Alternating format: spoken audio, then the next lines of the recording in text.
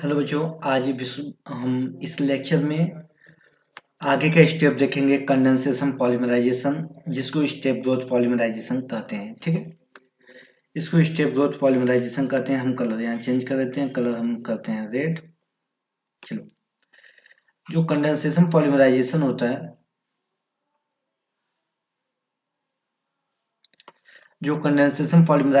इसको step growth polymerisation कहते हैं। ये याद करना बहुत महत्वपूर्ण है। और इसका इंपॉर्टेंट क्या है? This type of polymerization generally involves repetitive condensation reaction between two bifunctional और trifunctional monomeric unit. Okay, अब कंडेंसेशन क्या होता है समझिएगा। ऐसे एडिशन रिएक्शन जिसमें कोई स्मॉल मॉलिक्यूल्स रिलीज होते हैं, जैसे H2O बाहर हो गए, मेथेनॉल बाहर हो गए, या कोई गैस SO2 बाहर हो गए।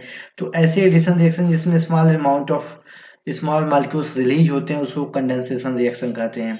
इस रिएक्शन में क्या होता है? The product of each step is gain A by functional species and sequence of the condensation goes on. इसलिए क्या होता है? each step produce a distinct functional group species and each independent of each other। इसलिए इस process को कहा जाता है स्टेप ग्रोथ पॉलीमराइजेशन। मीन्स इसका सिंपल मतलब है कि इसमें जो मोनोमर यूज होते हैं वो बाई फंक्शनल या ट्राई फंक्शनल, मीन्स 2 या 3 उसके ऊपर टर्मिनल पर फंक्शनल ग्रुप लगे होते हैं। जब पॉलीमराइजेशन रिएक्शन देते हैं तो जितने स्टेप होते हैं, हर स्टेप में बाई फंक्शनल और ट्राई फंक्शनल ग्रुप लगे होते हैं। इसलिए हर एक स्टेप इसके प्रीवियस स्टेप से इंडिपेंडेंट होता है, और इसलिए इसको कहा जाता है स्टेप ग्रोथ पॉलीमराइजेशन। ठीक है, इसका एक एग्जांपल होता है द फॉर्मेशन ऑफ टेरिलीन, जिसको डेक्रान भी कहा जाता है। नोट करना, टेरिलीन को डेक्रान भी कहते हैं। By the interaction of ethylene glycol और terephthalic acid is an example of this type of polymerization. देखिए, एथाइलिन ग्लाइकॉल क्या होता है? ये एथाइलिन ग्लाइकॉल होता है। ठीक है, CH2 ग्रुप को OH ग्रुप लग गया, इसको इथाइलिन ग्लाइकॉल कहते हैं। और ये होता है टेरिथाइलिक एसिड, मींस बेंजीन रिंग के पहले और चौथे पोजीशन पर, पैरा पोजीशन पर। ठीक है, अगर OH ग्रुप लग जाता है इसको टेरिथाइलिक एसिड कहते हैं। अब देखो, इसमें COOH carboxylic acid by functional group, OH group by functional group यहाँ पर लगे हुए हैं। जब इनका हम पॉलीमराइजेशन करते हैं, तो ये क्या बनाता है? ये टेरिलीन या तो डेक्रान, जिसको कहते हैं डेक्रान को सिंथेसिस करता है। अब देखो कैसे करता है। OH CH2O अभी इससे जुड़ जाता है बेंजीन रिंग से जुड़ गया। ठीक है, और यहाँ पर CO। ठीक है, इस प्रकार से सिंथेसिस करता है। अब इसके कुछ इंपॉर्टेंट इसके एग्जांपल देखते हैं। तो क्या होता है? सम इंपॉर्टेंट कंडेंसेशन पॉलीमर्स कौन कौन से होते हैं? देखिए, पॉलीएमाइड। एमाइड क्या होता है? एमीन और डाई कार्बोक्सिलिक एसिड, एमीन और कार्बोक्सिलिक एसिड का अगर रिएक्शन कराया जाता है, देखो COOH, कार्बोक्सिलिक एसिड का NH2 के साथ रिएक्शन कराया जाता है, तो क्या होता है? ए यहाँ पर OH यहाँ से बाहर हो जाता है, OH बाहर हो जाता है और CuNH2 बनता है। ये क्या होता है? अमाइड होता है। तो एमाइड, इसका पॉलीमराइजेशन रिएक्शन होता है तो ये क्या बनता है? पॉलीएमाइड बनता है। हम उसी को देख लें, तो इसके पहले एग्जांपल देखते हैं। ठीक है, तो कंडेंसेशन ये क्या बता रहा है? The condensation of polymerization of diamine with dicarboxylic acid और condensation of amino acid and their lactams. ठीक है, हम लैक्टम भी आगे समझाएंगे। नायलॉन 66 एग्जांपल से इसका नायलॉन 66 हम देखते हैं। नायलॉन 66 किससे मिलकर बना होता है? It is prepared by condensation polymerization of hexamethylene diamine. Hexamethylene मतलब CH2 ग्रुप 6 रहेंगे, डाइएमीन 2 एमीन ग्रुप होगा, उसका एडिपिक एसिड के साथ रिएक्शन कराते हैं बहुत ज्यादा टेम्परेचर और प्रेशर पर। देखते हैं, CH2 6 हेक्सामेथाइल डाइएमीन हो गया NH2। इसका एडिपिक एसिड क्या होता है? ठीक है, इसका हम एडिपिक एसिड देखते हैं। एडिपिक एसिड रुको, हम यहाँ पे इसको बनाते हैं। जो एडिपिक एसिड होता है, एडिपिक एसिड होता है CH2, यहाँ पर 4, यहाँ पर COOH ग्रुप और ACOOH ग्रुप। इसको क्या कहते हैं? एडिपिक एसिड बोलते हैं। इनका जब कंडेंसेशन होता है 553 केल्विन पर, अब बहुत ज्यादा प्रेशर होता है, तो ये क्या बनाते हैं? ये पॉलीमर बनाते हैं, और ये पॉलीमर इस प्रकार से होता है NHCH2 6NH यहाँ पे जुड़ जाता है CO CH2 4 और ACO ग्रुप लग जाता है और एक पॉलीमर बन जाता है N लग जाता है। ये हमारा हो गया नायलॉन 66। नायलॉन 66 कैसे होते हैं? फाइबर सॉलिड होते हैं। नायलॉन 66 क्या होते हैं? फाइबर सॉलिड होते हैं। इनमें टेंसाइल स्ट्रेंथ होता है। This characteristics can be attribute to the strong intermolecular forces like hydrogen bonding.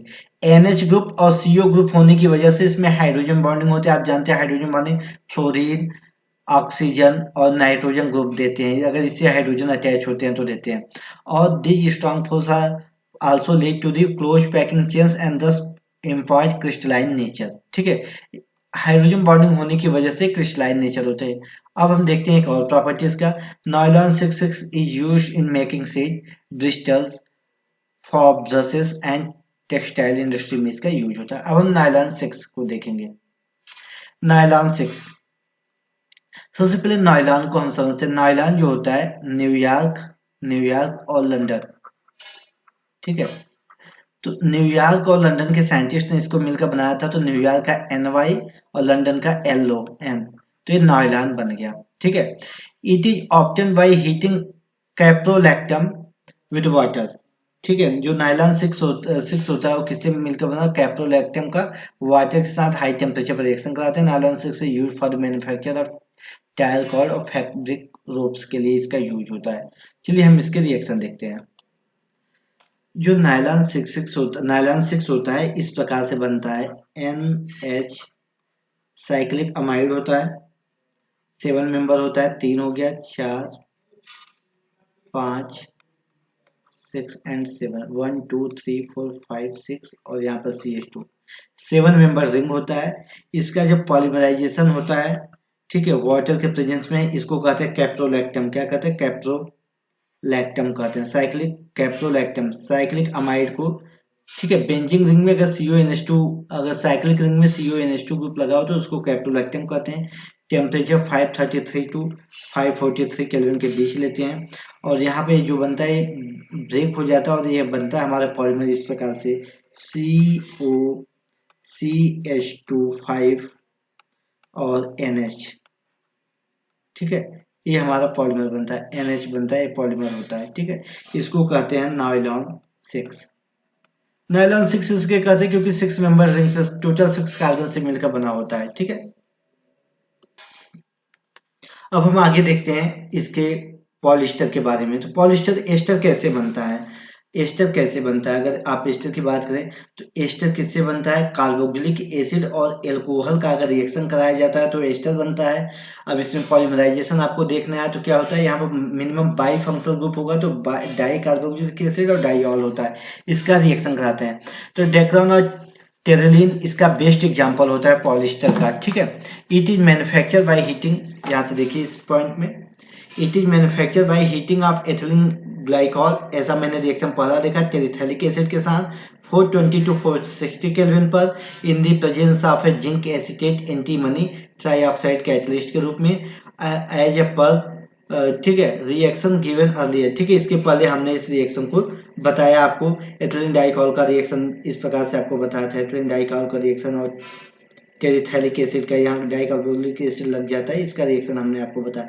डेक्राम fibre or Terylene is crease resistant and is used in the blending of cotton and wool fibre and also as a glass reinforcing material in safety helmets. अब हम सबसे important backlights और इसके compound, इसके दूसरे polymers को देखेंगे। तो बैकलाइट क्या होता है? फिनॉल फॉर्मल्डिहाइड का जो पॉलीमर होता है वो बैकलाइट्स होते हैं। ठीक है, phenol formaldehyde polymers are the oldest synthetic polymers. These are obtained by the condensation reaction of phenol and formaldehyde in the presence of other and acid का बेसिक कैटलिस्ट के रूप इसका यूज करते हैं। This reaction start with the initial formation of ortho and para hydroxymethyl phenol derivatives, which further react with phenol to form a compounds having rings joined to each other through CH2 groups.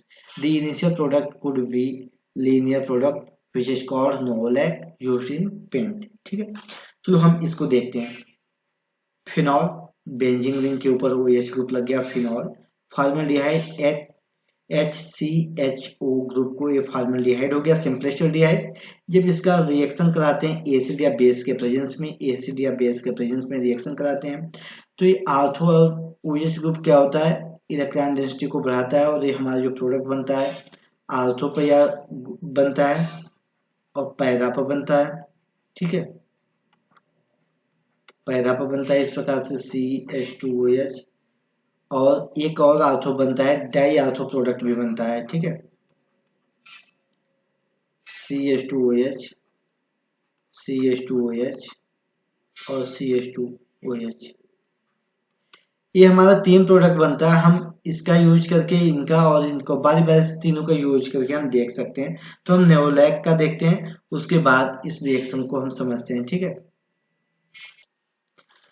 हम नेओलैक synthesis देखते हैं। इसमें क्या होता है, जो ortho वाला product होता है बेंजीन रिंग से जो ऐड होता है CH2OH, इसका हम बेस के प्रेजेंस में जब इसको रिएक्शन कराते हैं तो ये हमारा बनता है नेओलैक बनता है, जिसका यूज पेंट इंडस्ट्री में किया जाता है, पेंट पॉलीमर में इसका यूज किया जाता है। इस प्रकार से बनता है। CH2 यहाँ पर ब्रिजिंग ग्रुप के रूप में काम करता है, इस प्रकार से बनता है, ठीक है। इसको क्या कहा जाता है, नेओलैक कहा जाता है। इसका फिर हम फॉर्मल्डिहाइड के साथ रिएक्शन कराते हैं, HCHO के साथ इसका पॉलीमराइजेशन रिएक्शन कराते हैं तो हमें बेकेलाइट मिलता है। बेकेलाइट क्या होता है, देखो ध्यान से, इस प्रकार से ऐसे ही बनता है, बेंजीन रिंग होता है, CH2 लिंकेज होता है, OH group phenol, CH2 linkage phenol linkage, यहाँ पर CH2 लिंकेज फिनॉल ग्रुप लगा होता है, CH2 लिंकेज फिर phenol group, CH2 linkage phenol group. इस प्रकार से जो ग्रुप बनता है यही, इसी को हम क्या कहते हैं, बेकेलाइट बोलते हैं। तो बेकेलाइट किससे मिलकर बना, एल फिनॉल एंड फॉर्मल्डिहाइड के कंडेंसेशन रिएक्शन से हमें बेकेलाइट मिला, ठीक है। अब देखो यहाँ पर लिखा हुआ है novolac on heating with formaldehyde undergo cross linking to form a infusible solid mass called Bakelite. अब ये क्या होता है, थर्मोसेटिंग प्लास्टिक होता है, मीन्स टेम्परेचर देने पे एक बार एक हार्ड हो गया तो टेम्परेचर देने पर सॉफ्ट होता है, फिर कूल डाउन करने पे एक हार्ड होता है, दोबारा फिर टेम्परेचर पर का कोई इफेक्ट नहीं होता है, ठीक है। तो इसको थर्मोसेटिंग प्लास्टिक कहते हैं। Polymer which can not be refuse or remoulded, thus bakelite is formed by cross linking of linear chain of the polymer novolac. Bakelite, अब देखो यहाँ से पूछा जाएगा पॉलीमर किससे मिलकर बेकेलाइट बनता है, तो नोलैक से मिलकर बनता है। इसका मोनोमर्स क्या होते हैं, फिनॉल होते हैं, फिनॉल एंड फॉर्मल्डिहाइड इसके मोनोमर होते हैं। इसका यूज कहाँ किया जाता है, बेकेलाइट से use for making combs, phonographs, phonograph record, electrical switches और हैंडल्स के लिए इसका यूज किया जाता है। अब हम मेलामाइन, मेलामाइन बहुत इंटरेस्टिंग है, इसका स्ट्रक्चर भी बहुत इंटरेस्टिंग है, समझते हैं। तो मेलामाइन क्या, इसका जो हम पॉलीमेलामाइन जो बनाते हैं वो कैसे बनाते हैं, formaldehyde polymer melamine formaldehyde polymer, इसको कैसे बनाया जाता है, ठीक है। तो देखते हैं, इसको बनाया जाता है condensation polymerisation melamine with formaldehyde. Melamine का स्ट्रक्चर ऐसे होता है, 3 नाइट्रोजन होते हैं बेंजीन रिंग में, अल्टरनेटिव NH2 ग्रुप होते हैं, इसको मेलामाइन बोलते हैं, ठीक है। अमाइन में NH2 ग्रुप मेलामाइन, इसका HCHO फॉर्मल्डिहाइड के साथ कंडेंसेशन रिएक्शन जब कराते हैं तो ये मेलामाइन पॉलीमर बनता है। अब इसको आप देखो, NH2 3 अल्टरनेट पोजीशन पर NH2 ग्रुप लगाओ, फिर यहाँ पर CH2 ग्रुप, इसका पॉलीमर इसका बन गया, ठीक है, NH2 NH ग्रुप। ये भी कंडेंसेशन पॉलीमर का एक एग्जांपल होता है, मेलामाइन पॉलीमर बन गया, ठीक है। इसका यूज किया जाता है अनब्रेकेबल क्रॉकरी बनाने के लिए। अब ध्यान से देखना, कोपॉलीमराइजेशन क्या होता है, तो जिसमें एक से अधिक मोनोमर, जो मोनोमेरिक यूनिट होती है, मोर देन वन होती है, अलग अलग डिफरेंट मोनोमेरिक यूनिट होती हैं, वो पॉलीमराइजेशन रिएक्शन देते हैं, तो उसको हम कहते हैं कोपॉलीमराइजेशन। और इस जो यहाँ पर बनता है पॉलीमर बनता है उसको कोपॉलीमर बोलते हैं, ठीक है, mixture of more than one monomeric units. Copolymer can be made not only by chain growth polymerization but by step growth polymerization also, दोनों तरीके से इसको बनाया जा सकता है, ठीक है। और इसमें मल्टीपल यूनिट होते हैं, रिएक्टिव फंक्शनल ग्रुप होते हैं, ठीक है। और देखना कोपॉलीमर है property quite different from the homopolymers. Homopolymers में एक ही तरीके के मोनोमर्स होते हैं, जबकि इसमें एक से अधिक होते हैं, तो इसमें प्रॉपर्टी उससे डिफरेंट होते हैं, मीन्स स्ट्रेंथ ज्यादा होती है। एक एग्जांपल हम देखते हैं ब्यूटाडाइन का स्टीरीन के साथ कोपॉलीमराइजेशन रिएक्शन, इसका हम एक एग्जांपल देखते हैं। ठीक है,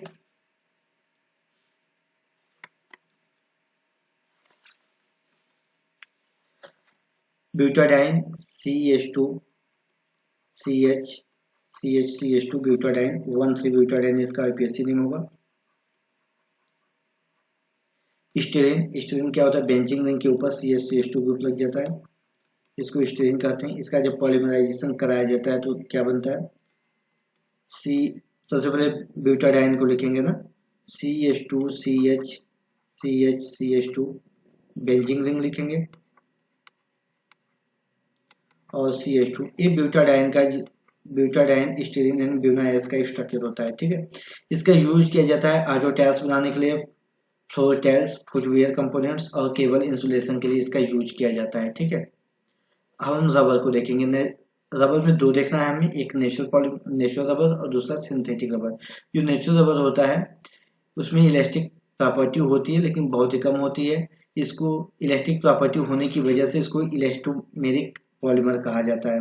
इलास्टोमेरिक पॉलीमर्स क्या होता है, polymers chains are held together by the weak intermolecular forces, this weak binding force permit the polymer to be stretched. ठीक है, if cross link are introduced in between the chain which is help to polymer to retract to the original position after the force release, जो cross linking इसमें कराई जाती है उस process को vulcanization कहा जाता है। ऐसा कैसे होता है, क्योंकि इसमें इसमें सल्फर 5% सल्फर का एडिशन कराने के बाद इसमें वल्कनाइजेशन प्रोसेस इसको कहते हैं और ये क्रॉस लिंकिंग हो जाता है। सल्फर इसलिए यूज होता है क्योंकि सल्फर है cross linking property, so sulphur is called cross linking agents. जो नेचुरल रबर होता है, ये रबर ट्री के एक लिक्विड निकलता है, लेटेक्स होता है, जो कोलाइडल डिस्पर्सन सोल्यूशन होता है उससे हम पाते हैं, और इसका जो मोनोमर होता है वो नियोप्रीन होता है। Latex is obtain from rubber tree which is found in India, Sri Lanka, Indonesia, Malaysia and South America. Natural rubber में be condensed as a linear polymer of isoprene. Isoprene इसका मोनोमेरिक यूनिट होता है। Isoprene का IPSC name होता है 2 methyl 1,3 butadiene. NCERT book में इसका name गलत लिखा हुआ है। ठीक है, NCERT बुक में लिखा हुआ है 2 मेथाइल 1,3 ब्यूटाडाइन, ब्यूटेन 1,3 डाइन लिखा हुआ है, दो बार 1,3 नहीं देगा, बुक में आपके गलत लिखा हुआ है। ठीक है, इसलिए इसको कहा जाता है अब इसका 2 मेथाइल 1,3 ब्यूटाडाइन है, इसलिए इसको क्या कहा जाता है, सिस 1,4 पॉली आइसोप्रीन कहा जाता है पॉलीमराइजेशन के बाद। इसका हम पॉलीमराइजेशन रिएक्शन देखते हैं। ठीक है, अब देखो इसका जो मोनोमर होता है वो आइसोप्रीन होता है, CH2C CH3 CH2 होता है। इसका IPSC नेम अगर आप बताओगे तो 2 मिथाइल, स्ट्रक्चर से आपको साफ दिख रहा है, 2 मिथाइल 1,3 ब्यूटाडाइन। इसका जब हम पॉलीमराइजेशन इसका कराते हैं, इस सिस आइसोमर देता है, केवल सिस पॉलीमर देता है, इसलिए इसको क्या कहा जाता है, इसलिए इसको सिस 1,4 पॉली आइसोप्रीन कहते हैं। ठीक है, इसका स्ट्रक्चर कुछ इस तरीके से होगा, CH हाइड्रोजन CH3 CH2, इस प्रकार से इसका सिस फॉर्म में होता है, इसलिए इसको कहा जाता है सिस 1,4 पॉली आइसोप्रीन कहा जाता है। वल्कनाइजेशन प्रोसेस, जैसा मैंने आपको पहले बताया, 5% सल्फर को एडिशन करने पर बाई मास, 5% जो सल्फर होगा बाई मास होगा, इसको आप नोट करना, एग्जाम में आ सकता है, बुक में आपके नहीं दिया हुआ है। वल्कनाइजेशन प्रोसेस में क्या होता है, नेचुरल रबर सॉफ्ट होता है हाई टेम्परेचर पर और ब्रिटल होता है एट लो टेम्परेचर पर। इसकी प्रॉपर्टी को चेंज करने के लिए क्या होता है, इसमें 5% सल्फर मिलाया जाता है। सल्फर को क्रॉस लिंकिंग एजेंट कहते हैं क्योंकि ये दो रबर के दो लेयर के बीच क्रॉस लिंकिंग का फॉर्मेशन करता है। ठीक है, जो वैसे नेचुरल रबर होता है water solver in non polar solvent and non resistant to attack by oxidising agent. This process consist of heating mixture of raw rubber with sulphur. Sulphur का एडिशन किया जाता है क्योंकि सल्फर क्रॉस लिंकिंग एजेंट होता है, cross link का synthesis करता है, इस प्रकार से बनता है इसका स्ट्रक्चर। आफ्टर वल्कनाइजेशन जो रबर का स्ट्रक्चर होता है कुछ इस तरीके से होगा, क्रॉस लिंकिंग दो लेयर के बीच, डबल बॉन्ड यहाँ से हट जाएगा, क्रॉस लिंकिंग की वजह से क्या होगा, इसमें स्ट्रेचिंग पावर आ जाएगी, इसका स्ट्रेंथ बढ़ता है, इसका स्ट्रेंथ बढ़ता है, ठीक है। रबर की प्रॉपर्टी और ज्यादा होती है, हो जाती है। अब हम आते हैं अपने इस लेक्चर के लास्ट पॉइंट पर, सिंथेटिक रबर। सिंथेटिक रबर क्या होता है, यानी vulcanised rubber like polymer which is capable of getting stretch to twice length, ठीक है। बहुत इंपॉर्टेंट है, इसको ध्यान देना। नेचुरल रबर में ऐसा नहीं होता, नेचुरल रबर 1 to 15% तक स्ट्रेंथ उसमें मैक्सिमम होता है, लेकिन जो सिंथेटिक रबर होता है, ये जितना इसका लेंथ होता है उसका 2 टाइम्स इसको स्ट्रेच किया जा सकता है। It returns to its original shape and size as soon as external stretching force is release. Important point. हाँ, इसके एक एग्जांपल देखते हैं। 1,3-ब्यूटाडाइन डेरिवेटिव के जो कोपॉलीमर्स होते हैं वे इसके एग्जांपल होते हैं। जो सिंथेटिक रबर जो होता है, अभी हम जो यूज करते हैं नियोप्रीन का यूज करते हैं, नियोप्रीन का हम सिंथेसिस देखते हैं। नियोप्रीन CH2, जो आइसोप्रीन में जहां पर CH3 ग्रुप था वहां पर Cl ग्रुप रहेगा, सेम स्ट्रक्चर है दोनों का, ठीक है। CH2, इसका नाम क्या होगा, सेम नेम होगा, मिथाइल की जगह क्लोरो रहेगा, 2 क्लोरो 1,3-ब्यूटाडाइन। इसका पॉलीमराइजेशन हम कराते हैं और हमें सिंथेटिक रबर मिलता है, CH2CH Cl CH2।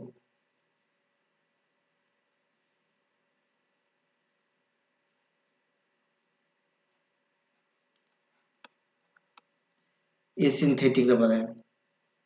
अब हम ब्यूना N को देखते हैं।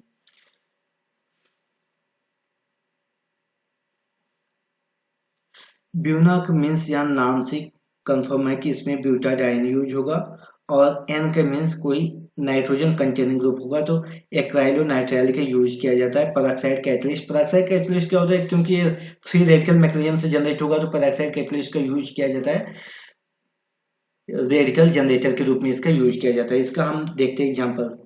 1,3-ब्यूटाडाइन इसका नाम होगा, तो इसका स्ट्रक्चर कैसे होगा, CH2CH CH2। इसका नाम क्या होगा, 1,3-ब्यूटाडाइन। इसका हम एक्राइलोनाइट्राइल का स्ट्रक्चर क्या होगा, CH2 CH CN ग्रुप लग गया, नाइट्राइल ग्रुप।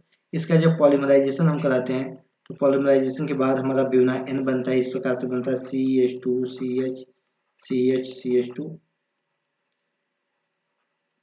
CH2 और यहाँ पर CH, ये पॉलीमर बनेगा और यहाँ पर CN ग्रुप लग जाएगा, इसको कहते हैं ब्यूना N कहते हैं। क्या कहते हैं, ब्यूना N।